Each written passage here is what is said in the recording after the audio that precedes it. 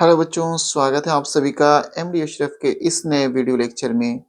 आइए हमारे पास UP board कक्षा 12वीं का रैखिक अवकल समीकरण का एक क्वेश्चन दे रखा है।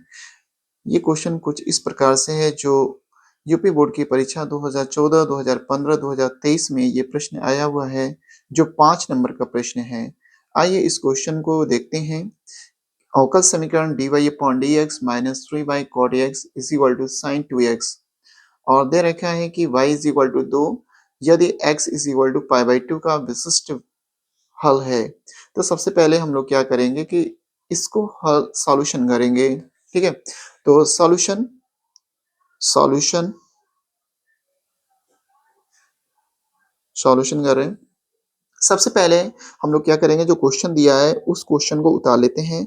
dy बाई डी एक्स, ठीक है, dy by d x minus 3y cot x, ठीक है, कॉट एक्स जो लिखा है उसको हम लोग लिख लेते हैं कॉट एक्स, ठीक है, और इज इक्वल टू है साइन 2x,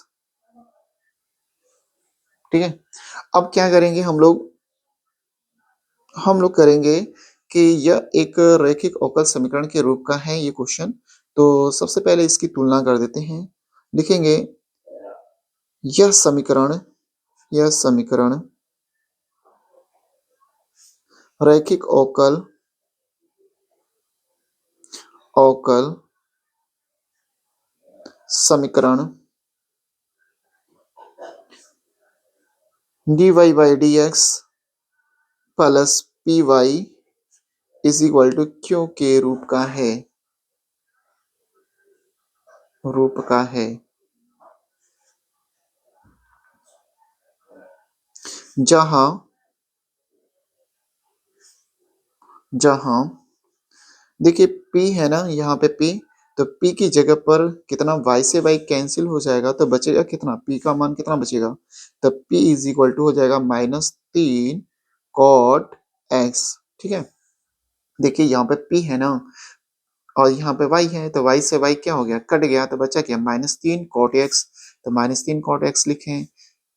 Q का मान कितना है, Q का मान है sin 2x, तो लिखते हैं Q is equal to sin 2x, ठीक है।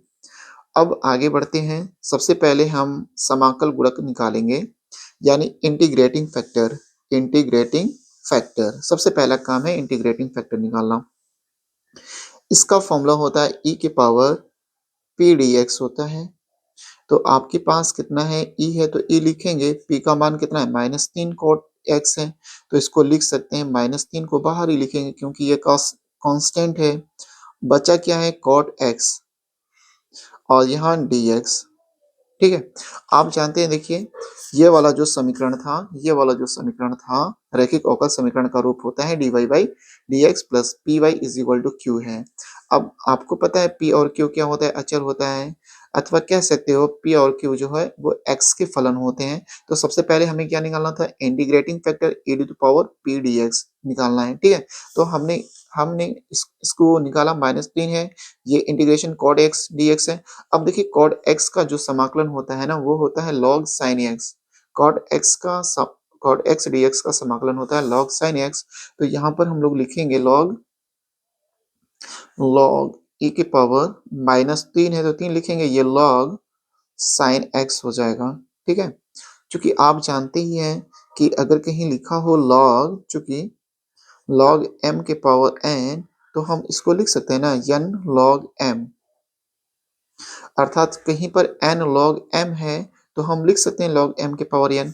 तो इसी तरीके से ये e की पावर -3 log sin x है, तो ये -3 जो हो जाएगा sin x के पावर -3 हो जाएगा। तो इसको लिख सकते हैं इंटीग्रेटिंग फैक्टर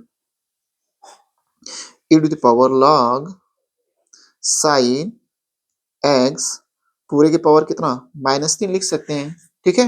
ये -3 उड़ के sin x के पावर -3 हो जाएगा, ठीक है। अब देखिए इससे log क्या हो जाता है, सदैव कैंसिल हो जाता है, तो हम इसको लिखेंगे sin x के पावर -3। तो आप इसको कुछ इस प्रकार से भी लिख सकते हैं कि 1/sin x के पावर 3।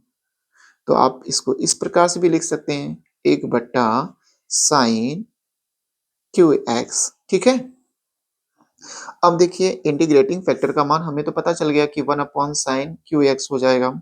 अब हम क्या निकालेंगे? व्यापक हल, रैखिक अवकल समीकरण का व्यापक हल। रैखिक अवकल अवकल समीकरण समीकरण का व्यापक हल, या आप बोल सकते हैं अभिष्ट व्यापक हल। तो अभिष्ट व्यापक हल का सूत्र क्या होता है? y integrating factor i integrating factor गुणे q dx प्लस सी होता है, ठीक है। IF बोला जाता है इसको, IF गुणे q dx प्लस सी। तो लिखते हैं इंटीग्रेटिंग फैक्टर। तो पहले लिखेंगे y integrating factor is equal to integrating factor गुणे q और यहाँ पे dx प्लस सी। तो देखिए सबसे पहले y है तो y लिखेंगे। इंटीग्रेटिंग फैक्टर का मान कितना आया है? 1 अपॉन साइन क्यू एक्स। तो लिखा जाएगा 1 upon sine cube x is equal to integrating factor का मान 1 अपॉन साइन क्यू एक्स, और q का मान आपके सामने कितना दे रखा था? q का मान कहाँ गया आपके पास? साइन 2x है, तो यहाँ पर लिख सकते हैं साइन 2x और पूरे का dx प्लस सी।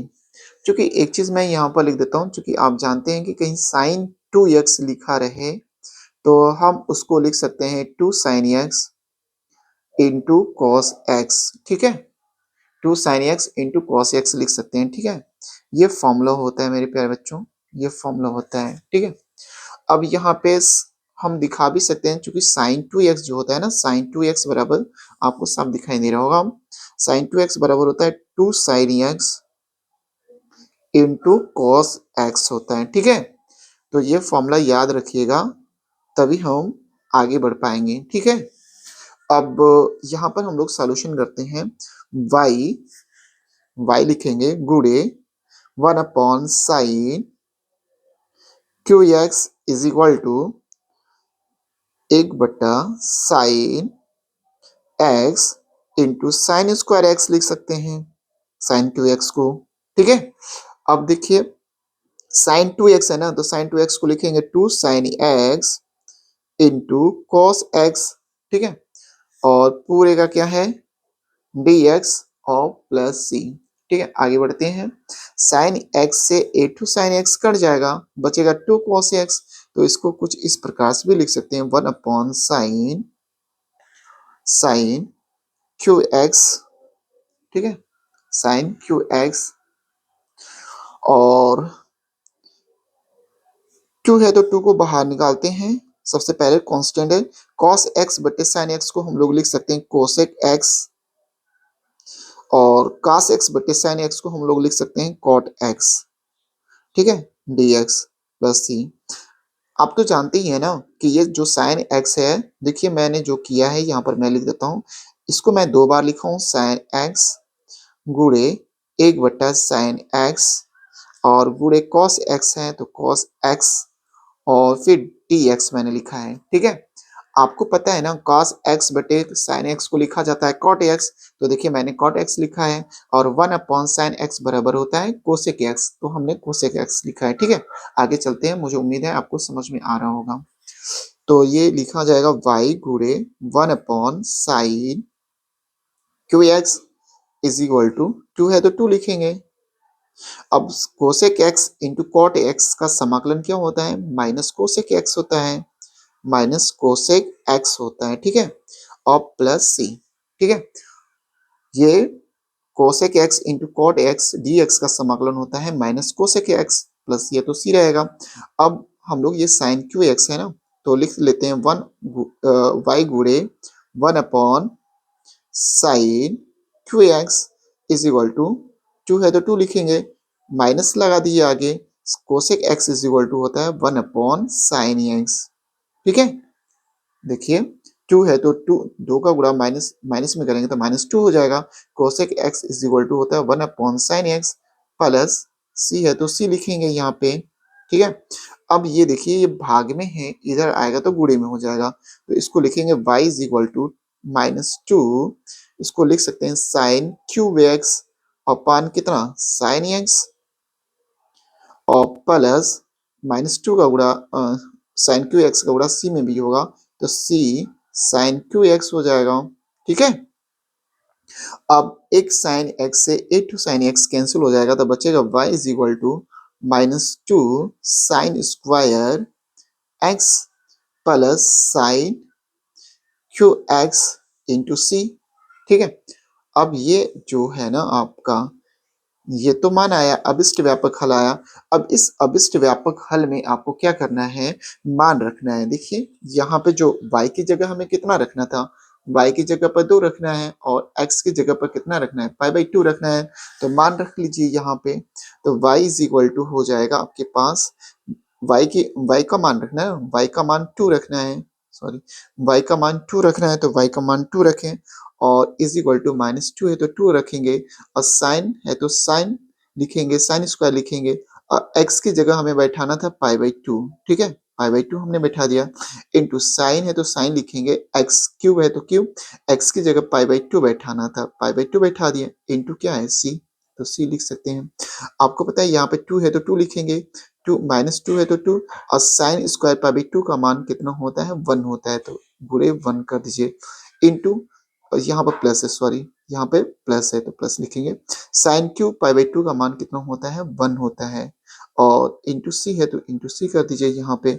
अब बताइए यहाँ प्लस था ना, यहाँ सॉरी बार बार गलती हो जा रही है, यहाँ पर प्लस है तो प्लस 1 का गुणा सी में करेंगे तो सी हो जाएगा। ठीक है, अब ये -2 है इधर आएगा तो क्या होगा +2, तो -2 और +2 मिलके कितना, ये 2 है ये -2 है, जोड़ेंगे तो कितना हो जाएगा 4 हो जाएगा। ठीक है, और इधर 1 का गुणा सी में करेंगे तो सी हो जाएगा, यानी जो सी का मान आया है कितना आ गया 4 आ गया। तो आप कुछ भी नहीं करना है, जो ये वाला जो मान निकला हुआ है ना बस इसी की जगह पर 4 रख देना है। तो लिखा क्या जाएगा, लिखा जाएगा y is equal to -2 sine square x और प्लस 4 साइन क्यू एक्स। ठीक है, तो मैं नीचे ही लिख देता हूँ 4 साइन क्यू एक्स। ठीक है, और ये आपका जो फाइनल आंसर हो जाएगा। ठीक है, ये आपका फाइनल आंसर हो जाएगा। धन्यवाद।